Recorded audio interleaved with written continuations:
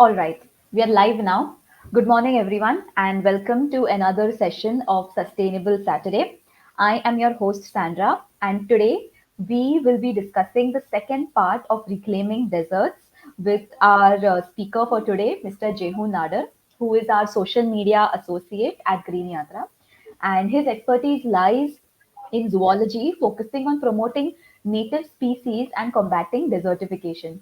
His major interest lies in working on raising awareness on water conservation and native animals.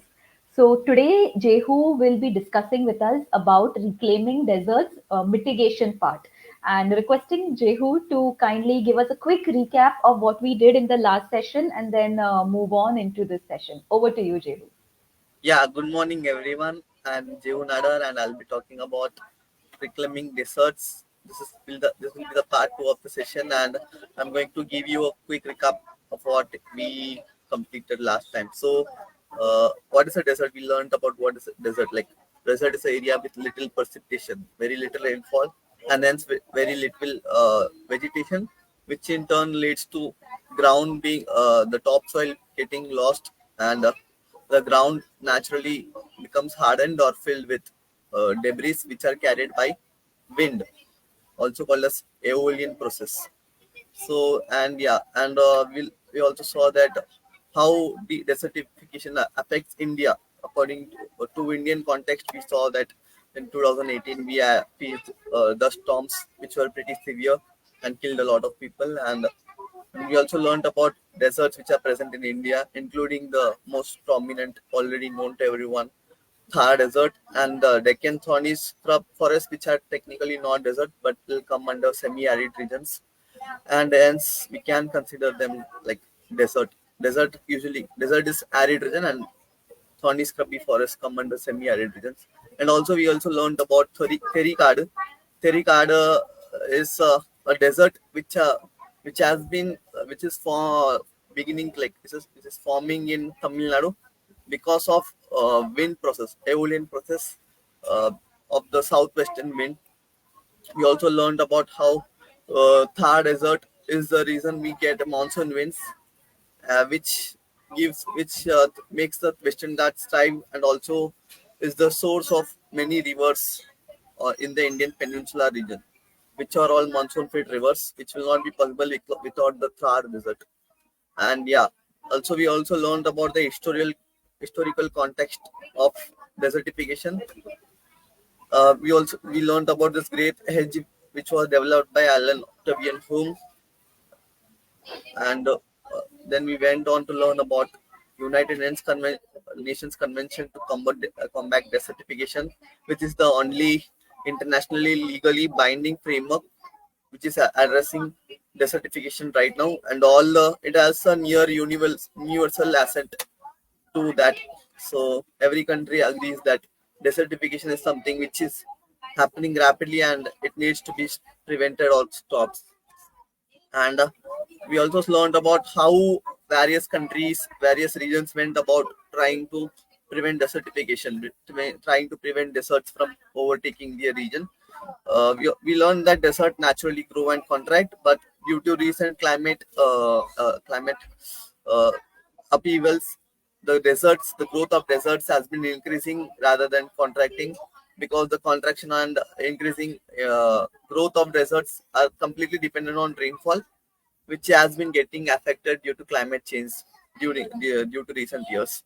So this is the first project which we saw, Algerian Green Dam, and it was a failure because of planting monoculture trees, which were destroyed by a processionary of caterpillars, and also because of the lack of engagement between local people and the government. The local people were not made aware of the government policies, and the local people did forest clearing, livestock overgrazing, which led to the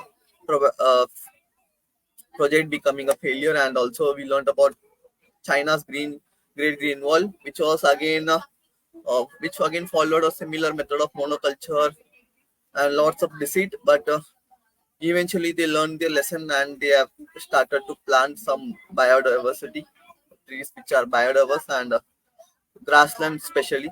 They have started to develop grasslands especially, which are like So the Chinese one is doing slightly good. And then we learned about Great Green Wall of Africa, Central Africa, basically from the stretching from the east coast to the west coast. And this one took lessons from both the Algerian Green Dam project and the Great Wall of China, and made it and learned them, and based on their failures they like created a pretty good model. But due to lack of monitoring, uh, difficulties in monitoring the product insurgents, because the political climate of the region is not that good, so the monitoring processes was not pretty good also. So but it has been showing some positive results even in that bleak area. So this is the image of the project.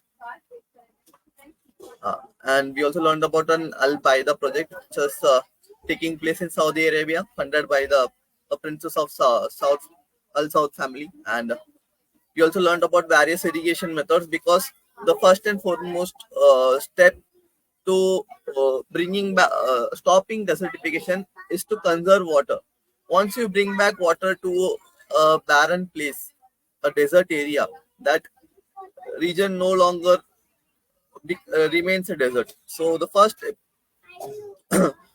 step towards developing a region from being a desert to something useful, so to some like to its previous form, then we have to bring water some way or the other. So that's why we learned a tons of uh, water conservation methods.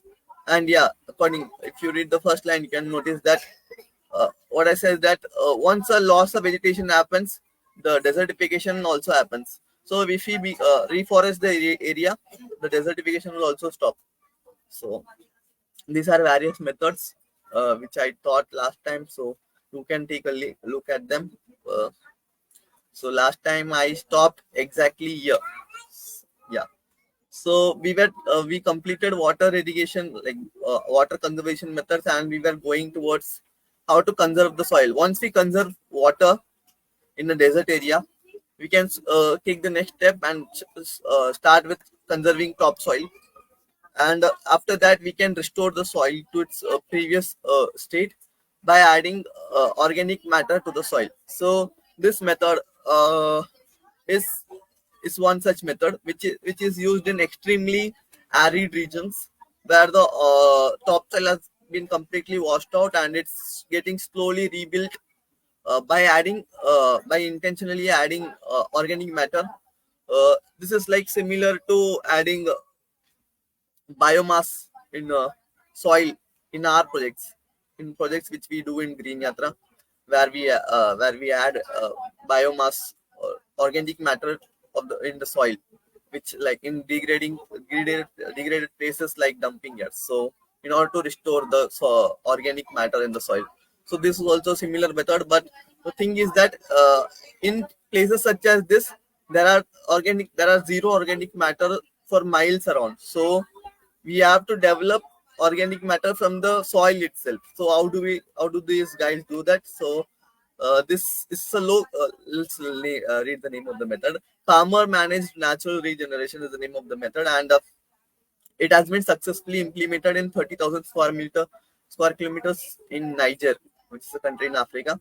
The process involves enabling native sprouting tree growth. Native trees like something like which we have in desert regions. Something trees which are like drought resistant trees. They are allowed to grow in between the fields. So if you can to take a look at the right picture, you can see that there are trees like dispersed in the field. That's the field. You can see the small grasses which are the crops, and big trees. Those are native drought resistant trees. These trees are allowed to grow. What happens is that when this tree grow, naturally when a tree grows, it prevents soil from getting washed out during floods, occasional rain which happens in desert. And it also acts as a wind barrier, protecting topsoil from getting blown away by the wind.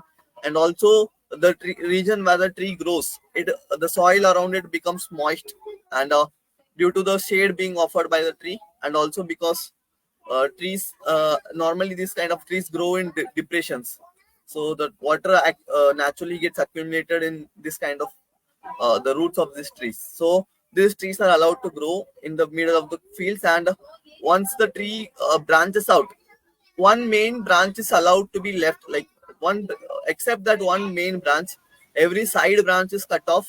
Once it grows a particular size, these branches which were cut off are cut into smaller pieces and are dispersed in the soil.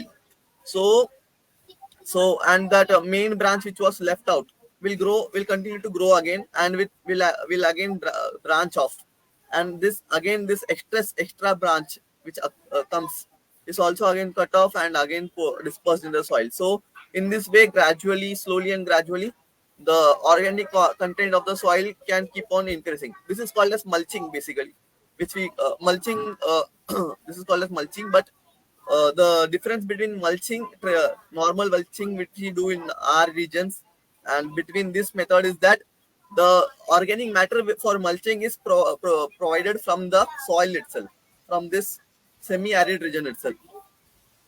Okay, and then this is yeah, and you can grow crops in between this place and this trees. Okay, and the another method for adding organic content in your soil is by managed grazing.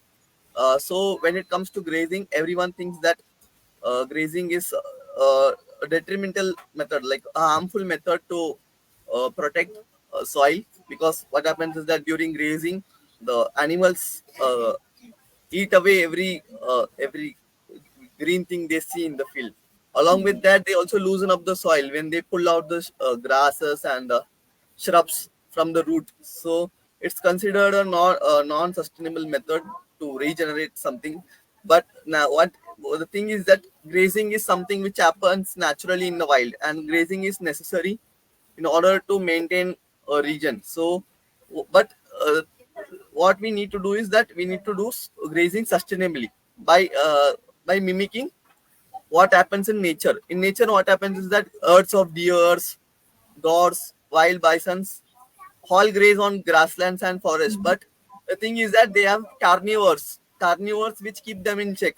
These carnivores, their presence alone makes these herbivores, the grass-eating animals, to keep on moving from a region. So these herbivores, in the fear of carnivores, they keep on moving from one region to another region, so they don't stay in a single place, and hence the plants also get time to regenerate to themselves, and the manure which is generated by these grazing animals is fertilizer for the soil, basically. So I think hence this the is main important word here is managed grazing. manage, yeah. So Correct. this a popular example everyone might know is that in Yellowstone National Park in America, you know that because of the absence of wolves, the herbivores like wrecked the entire national forest. They ate every green thing they could see, and which made the rivers, because of no vegetation, the rivers, like flash floods, everything occurred, and topsoil got completely destroyed, and the region turned into a desert, basically. But after the introduction of 12 wolves, something around 12 wolves, I guess, in a 2 or 3 5 year span, I guess, because the presence of the wolves, the herbivores couldn't stay in a single place, and they couldn't manage to destroy that the plants in that place. The herbivores kept on moving the carnivores kept on moving the herbivores, and the land got time to restore itself. And now this because of this change, plants grew, and the soil topsoil got stabilized, and because of this which the river also got a different course to through which could flow. So that's the thing which we mimic by building paddocks, and we keep on rotating these paddocks, these herbivores, between these paddocks, and we don't allow to graze them in a single place.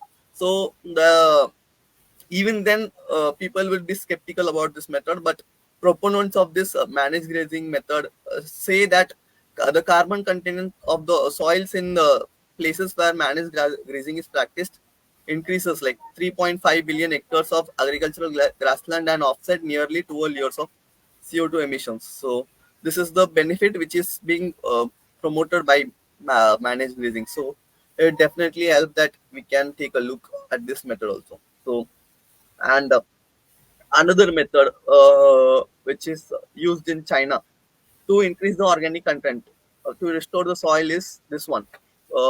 This is called as sand dune fixation method.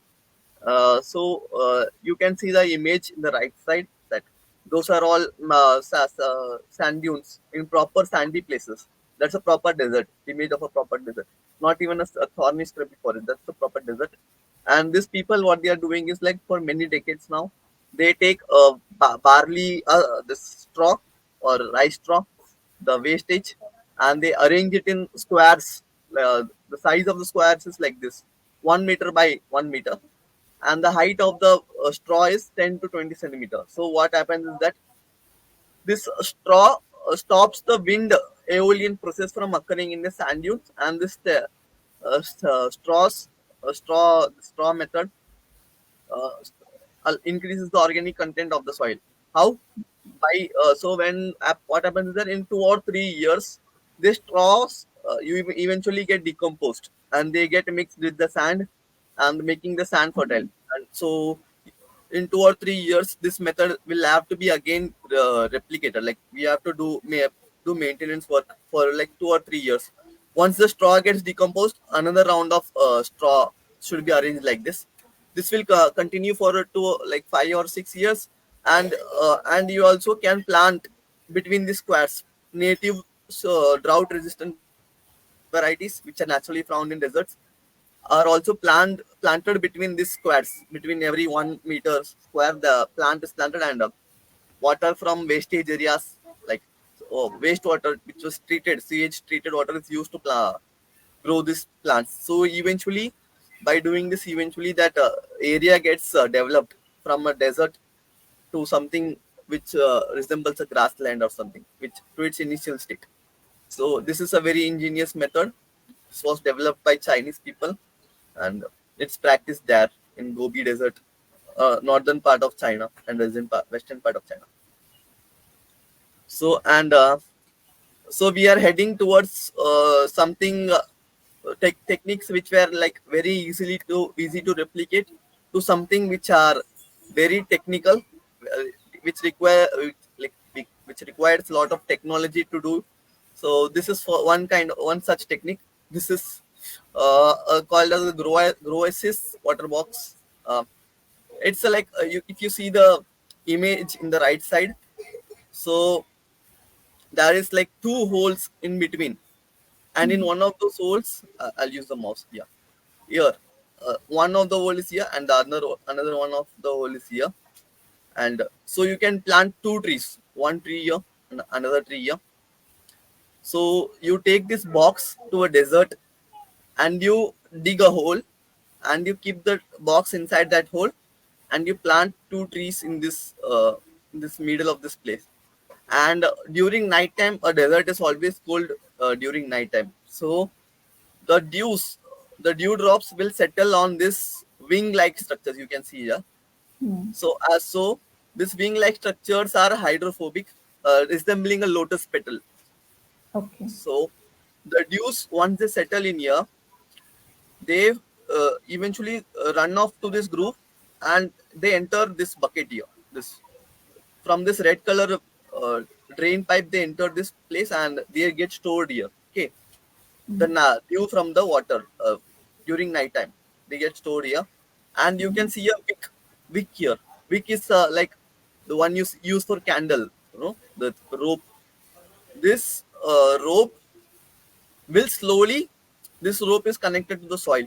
So the moisture from this the water from this container slowly passes through this wick and reaches the soil, and which is then taken up by the plant. So you don't have to even water this plant. You can literally take this box and two plants to a desert, and you can dig a hole and keep it there. And initially you have to add some like water, and then leave it forever. So you don't have to come revisit and water it. So it's a high tech method. So we will be seeing some high tech method only. Next few will be high tech method, which are like practical but expensive, but interesting enough that I found them good enough to share. So this is called as a seawater greenhouse. what's the difference between a seawater greenhouse and a conventional greenhouse? A conventional greenhouse uses solar heat to create a Solar. warmer temperature. Okay, but these are used in colder countries, in temperate regions. Whereas seawater greenhouse does the opposite by using seawater to create a cooler environment. So how do they manage this? How do they create this cooler environment? So if you can see the image here, this is a proposed project in Saudi, I guess. So they are like planning to replicate this model across the coastline of mid Gulf countries. So the coastline, because seawater is right next to them, so you can pump in the seawater, and the salty water is allowed to fall through this. If you can see this brown color, Hmm. this is called as a evaporator. Okay.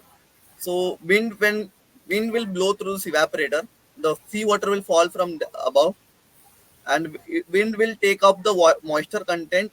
The dry wind will get like saturated with moisture content, and it will flow through this part, and this moisture content is then used by these plants to grow. Okay, this is one technique. Another technique, the prominent method which is used in seawater houses, that so there will be a so I'll use it like so. So plants, so there is like two rows of plants on either side, and in between there will be a canal. This canal will be built like filled with seawater, and directly atop the canal on the roof there are like mirrors which can concentrate the sunlight, and this concentrated sunlight will be falling on the canal which is filled with seawater. So Hmm. what happens? Evaporation occurs, and this evaporated water will naturally go up, and it will cling to the ceiling of the greenhouse and then fall down on the plants which are growing on either side of the canal. So and the mirror, you might be wondering that the mirror will also get fogged up if this occurs, if evaporation occurs. But the mirrors which are directly atop the canal are sprayed with hydrophobic materials which do not allow water to settle there. So the mirror will be clean naturally from the inside at least. Outside dust may get accumulated, which needs occasional maintenance, but inside it will be completely clean. And once the seawater is completely evaporated, we are left with salt, which we can harvest, and we can also sell that. So this But won't the salt deposit on the leaves of the plant and sort of block all of your stomata, etc. and stuff? salt. You're saying like salt from the seawater will Sea block the water, stomata. yes. Like if it Yeah, is water is yeah, evaporating, yeah. पानी evaporate हो रहा है तो वो salt कहीं deposit हो जाएगा ना? Salt will be deposited in the canal itself. Na? Salt will not Okay, fly out, right? okay, Yeah, water vapor is light enough to go in the wind. And even okay, then, they are like doing research on like there are many varieties of crops which are salt resistant. So they are GMO crops, okay. genetically modified crops. So they are already using it in a few countries like Israel, which will be seeing in the next slide. So I'm always prepared.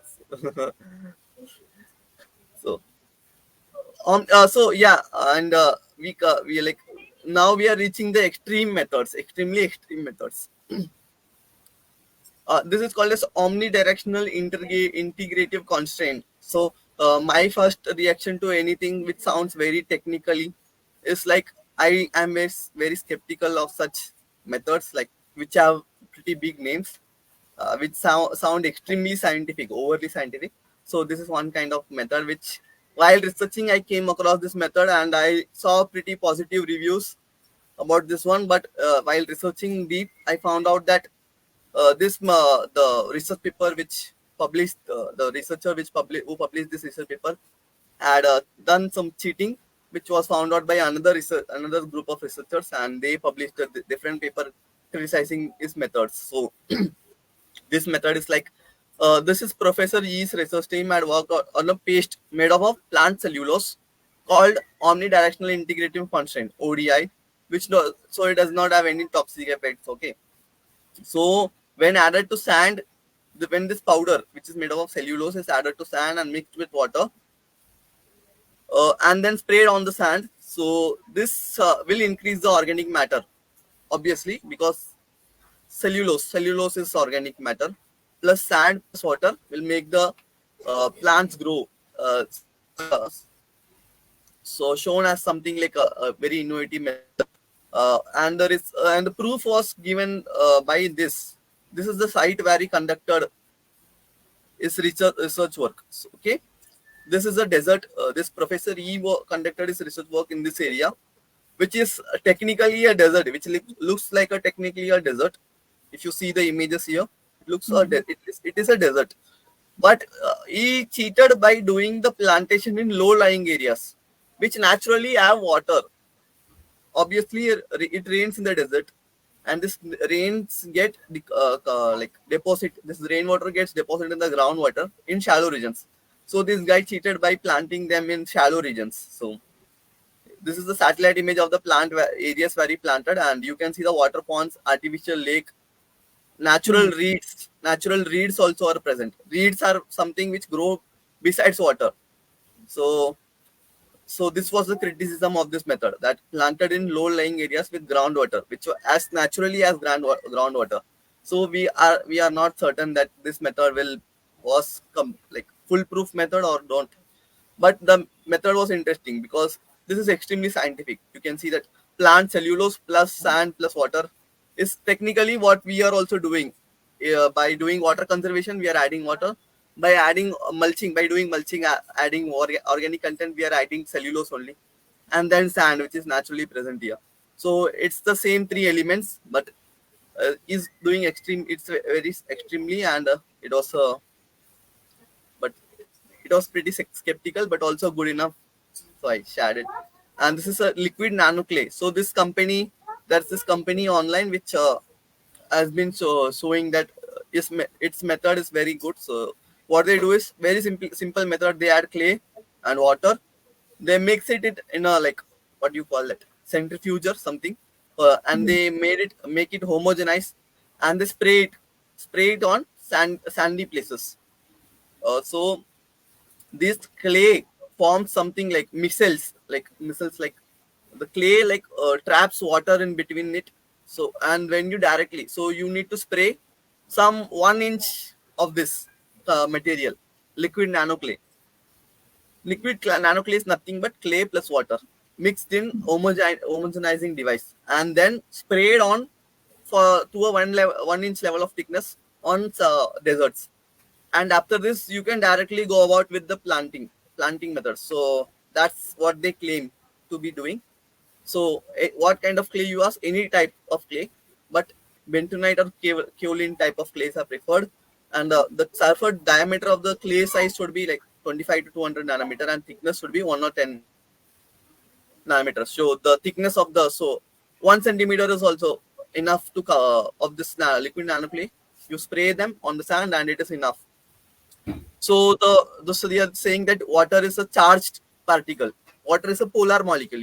If you know basic chemistry, water is a polar molecule, and sand is a neutral particle. So what happens is that water being like charged particle, it also gets attracted by another charged particle, oppositely charged particle. But sand is completely neutral. That's the reason when rainfall occurs in a desert place, the water doesn't get stored in the sand. It all naturally goes downwards because it is not attracted to sand at all, because sand is a neutral particle, is what they are claiming. But once you add clay, clay is something positively charged, which which gets bonded with the water molecule, which is negatively charged, oppositely charged. So once this happens, the water gets retained in that place. So that's the entire logic behind this system. So sand is not neutral. So sand is neutral. Water is charged. Clay is also charged. So they get a good bonding, and the water gets retained in the soil, in the sand along. So this is the method they are doing, and this way air bubbles form weak interaction with the cationic clay particles. So this is another method, and we don't know how good it is, but it is simple enough that we can try to replicate, and then we can do something out. But this is a patented method, so I don't know the complete secret behind it, if there is any secret at all. And yeah, so a successful model of desert farming is seen in California, in a few countries like places like California, Israel, and even China is doing some amount of progress. So, but let's stick with Israel. So, because it has like it's a complete country which is completely dependent on, which is mostly covered by desert, and is practicing farming, good enough farming that you can see that if you read the last line, you can see that the total farmland has increased from 165,000 acres to 420,000 acres, and the country produces 70% of its own food. Okay, so for a desert country, that is something impressive. So hence we need to study their model also. So agriculture in modern day Israel has like they have developed many techniques. The most important techniques which they have developed is drip irrigation, which we are using in recently using in India. Even in my village, we use drip irrigation in some in areas where water are very less, and water reuse and desalination. So Israel is bordering the Mediterranean Sea, and they have lots of desalination plants and water reuse. The most important thing word here is water reuse. This the small desert nation reuses 86% of its wastewater as of 2011. While reading about wastewater management in Mumbai and surrounding municipal corporations, I found out that only Navi Mumbai practices treats its wastewater 30% of its wastewater. Other municipal corporations in the MMR region do not do any kind of wastewater treatment at all. So, or they do it, but it's very negligible. So, we can be like, that's something impressive. 86% of its wastewater as of 2011. So, we don't know the recent data, but even at that time, they were doing 86%. So, that's impressive, something very impressive. Even Singapore does this because they both are small countries. So, you Hmm. can understand, yeah, they are doing it out of desperation. We have lot of water in India, but still it is a good method, good thing to do that. Will be like less, it will be less burden on our resource. And 40% of the total land, total water used by agriculture was reclaimed wastewater. So even agriculture is done by this water only. Out of this 86%, 40% is used in agriculture. Desalination, brackish or effluent water also accounts for 44% of its. Okay, so they have a big water desalination, so saltwater desalination project in Sorek desalination plant located in Tel Aviv. Tel Aviv is the capital, producing 624,000 meter cube of water per day. So they are also doing desalination projects, which I think we were like diplomatic by like we are trying to do it in India also. So we have good diplomatic relations with this country. So when we are trying to replicate it in India also. So and yeah, what about India? So now we are done with the international part. We are now coming back to India. So what's the government doing about the desertification in India? And we also already saw that desertification is something very real, and it's happening very rapidly. So naturally, the government has already set up uh, procedures for such thing. So here it is the Arid Forest Research Institute, also called as ICFRE. It's a research institute situated in Jodhpur, Rajasthan. So this research institute researchers know how to prevent desertification, what kind of way we can mitigate water scarcity problem, and how we can educate the common populace to conserve water and those sort of method. So it comes under this. It operates under this Indian Council of Forest Research and Education, and comes under the Ministry of Environment and Forest, Government of India. So last time I told that India has a great green wall project, which is coming, which was announced recently. So if you can see the heading, you'll be knowing that it was announced in March 2023, which is very recent and hence very contemporary, and that's the reason. So this that makes this presentation very valid. So it validates my presentation and my topic. So yeah, area. So the Great Green Wall of Aravalli will be 1,600 kilometers long and 5-kilometer wide green ecological corridor along Aravalli Range from Gujarat to Delhi, connected to Shivalik Hill Range with 135 crore native trees. Okay, so the objectives is to act as a buffer against pollution. So if you see the word Delhi, you might have already linked it up with the wind pollution occurring to the westward region of Delhi from the Punjab side. So the wind carries away all the pollution, all the burning of stubble from Punjab to Delhi. So Delhi has industrial areas, but it is not that much that it should harm Delhi. The main problem with Delhi is that all the wind coming from Punjab reaches Delhi along with the pollution also. So that's the thing which affects Delhi. So this is one of the method by which they are trying to stop that pollution. And so 51% is caused by industrial pollution, 27% is by vehicles, 8% by crop burning, and 5% by Diwali fireworks. Okay, so that's the objective here. Causes according to desertification, land degradation data atlas by ISRO. So ISRO is runs some satellite which takes a look at, which keeps a note on desertification and land degradation occurring in India. So according to them, some 9.97.85 million hectares, that is 25% of India's total geographic area, underwent land degradation during 1 year alone. Okay, so that is a big number. Okay, so that's very concerning number, and this data is by Visro. So the Aravali has been identified as one of the key degraded zones to be taken up for greening. So Aravali, what happens is that there are, I heard that there are lots of mining projects and those development occurring in Aravali. Aravali is one of the oldest mountain ranges in the world, and so it is undergoing rapid degradation. So I also read one news that which said that the hills, the development was so severe in Aravali that a few of the hills have been lost completely. Hills, I mean, like, entire hill has been lost completely. So so that's something serious. So they are trying to restore the degraded zones in an Aravali region. And 2016 report from ISRO had also indicated that Delhi, Gujarat, and Rajasthan had already degraded over 50% of their land. So once the land degrades, it's nothing else but it has been turned into a desert. So desertification doesn't occur only in regions bordering deserts; it also occurs wherever we are abusing the land. So yeah, and so Indian context, I'll be focusing on Thar Desert right now. So the context of Thar Desert, as you naturally know that only the Luni River flows through Thar Desert, and it also the River during a halfway gets turns into saline because of the salt content in the sand.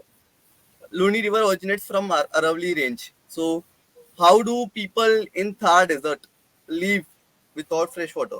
So, they have fresh water, and how do they get fresh water? It's by this 649-kilometer long Indira Gandhi Canal, which brings fresh water to the Thar Desert. And the another purpose of this canal was to halt any spreading of the desert into fertile areas. So this canal forms a man-made barrier against desertification. So this canal was built some what, 30, 40 years ago, I guess. So even then, back then, the concerns for desertification was there with the government, and they made this canal to bring fresh water to this place. And also, so what happens is that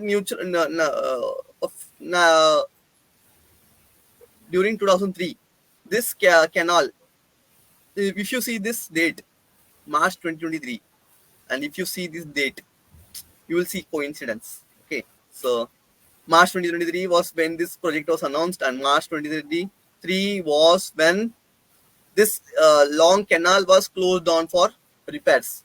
So it severely affected the agriculture and drinking water. Basic drinking water also was being supplied by this canal only, and it was a massive blow to the people living along the borders of this canal who have like who had gotten used to the water from this canal.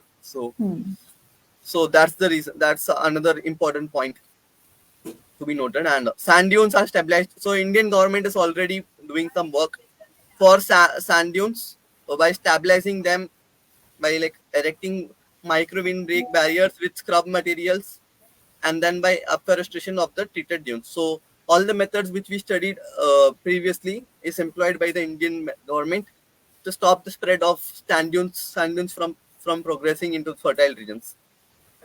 So plants, oak, senna, castor plant. So these are all plants which grow good in drought-resistant droughty places. And deciduous trees are particularly good because deciduous trees shed their leaves once in a year, and these leaves, once they fall down, they mix with the soil, and they increase the organic content of the soil. So that's a very important thing. So once we plant grassland, then we grow onto shrubland, then we grow on to plant drought resistant trees, and then we progress to deciduous trees.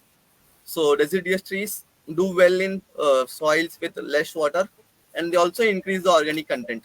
So that's the reason I have uh, highlighted this plant. And traditional water harvesting method, like Khadin. So we are done. We are nearly in the last slide. So no need to panic anyone, and it'll be done in a few minutes. Those are a few method which we use employ traditionally in India are Khadin. Khadin is that if you see the image here, this is a Khadin bund. So rainfall occurs in desert, and rainfall naturally falls in mountains. So if you see the left side of this image, it is written that it is a rocky upland, means mountains, and the mountains, the water from the mountains quickly runs from the mountain to the plain regions and is quickly lost to the sea because the soil doesn't have percolation capacity because lack of vegetation which slow down the water, those sort of things. So artificially we humans build bund. This bund is a few kilometers long in depression areas, naturally depressed areas. This bund stops the water, and this water gets stranded here, and in this stranded here we can cultivate crops and do whatever we want to do with water. And it also, this bund also has spillaway, like, which means like overflow water which can overflow. And this overflowing water and this stranded water naturally gets enough time to percolate into the groundwater, and hence the groundwater also gets recharged. And if you can see in the right side of here, this image, a shallow dug well. So this well also gets recharged by this having a khadin just adjacent to it. And another method is tankas. Tankas are nothing but tanks which are traditionally brick lined tanks which are built in Rajasthan, all through South India also. They harvest water, rainwater. When monsoon occurs, this water is directed into these tanks and they are stored for future use.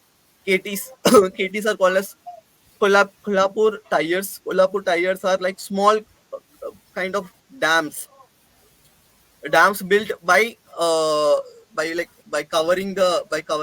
stopping the water flow by putting rocks, then trees, then mud.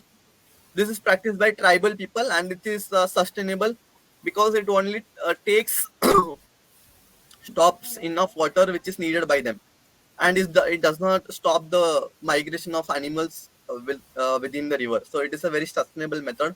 We'll see more about it later. Like enough, we don't have enough time today. Pines. Ahar pines is used in Bihar, South Bihar specifically, during from the time of Magadha. That is like Magadha Empire, which is like 2000 years ago. So this is a low-lying area. This works similar to a kharin, but it's a low-lying area, and all the waters from canals, from rivers, and from upland areas are allowed to flow into this region, and this water is used. So this is a very short explanation. We'll see it some other time. Step wells, yeah. Who doesn't know those famous step wells which are found in Rajasthan? Step wells were like traditionally used, built by kings in Rajasthan to conserve water. Yeah, that's another model. And then Ramtek model. Ramtek model is practiced traditionally all through South India, from Maharashtra to Tamil Nadu. So Ramtek, to know more about Ramtek model, we will have to go all the way back here. So to know the Chola architecture. So water from this river is stopped by dams, and this dams split the river, and this rivers are then connected to then continuously split by building dams, and this dams are all connected to small lakes, tanks. So suppose a tank here is there. One during monsoon, the river flows, and this tank gets filled, and overflow will be connected to the next tank below it. Another lake gets filled, and another lake or pond will be there a few kilometers downstream, and that will get filled. And so it's like a domino effect. One tank will get filled and overflow, and this overflowing water will reach another lake or pond or tank, anything, any three of these things, and they will get continuously, they will get filled and get stored to be used in summer times. And zincs are used in cold desert. Cold desert is in Leh and Ladakh. The zincs are small tanks which are fed by melting glaciers. So melting glaciers release water during the summers, which are stored in these tanks called as zincs in Leh and Ladakh. Leh and Ladakh are cold deserts. So conclusion. So we have reached the conclusions. So no need to panic. So last, even though droughts grow and shrink naturally, like deserts grow and shrink naturally, their region growth is being accelerated by human activities. Combined with population bloom, more mouths to feed, climate change, pollution levels, it isn't a pleasant invasion. Like the desert invading fertile lands is not good because we have lots of mouth to feed, and we need fertile lands. Desert greening is substantially a function of water availability. So, to restore a desert, we only need water. We can arrange for the remaining things. Uh, so, if sufficient water for irrigation is at hand, any hot, cold, sandy, or rocky desert can be green. So, water can be made. So, the important matter is that loss of vegetation leads to degradation of lands, which leads to desertification. Once reforestation occurs, the land can be restored. And how do we go about restoring forests? We need water. So now can we restore water? By saving, reusing, rainwater harvesting, desalination, or direct use of salt water for salt loving plants. So that's my presentation for today. We are done here. Thank you so Yeah. much, Jehu. This was a very nice and elaborate, explanation on the entire, concept desertification. कैसे होता है, क्या होता है, and not just that, but also कि अलग-अलग countries में, क्या हो रहा है, how it's done and everything. And I am sure through this through these two series of reclaiming deserts, our audience have definitely have received a very extensive and great idea on how the entire process of desertification and reclaiming of deserts and mitigation of this desertification is done, and not just that, how it is done in our own country, and most importantly why this thing is important and a concern and a necessity. So thank you so much, Jehu. It was an amazing presentation, and thank you so much, audience, for attending these two sessions. And I hope to see you next Saturday. Have a nice day. Yeah. Thank you.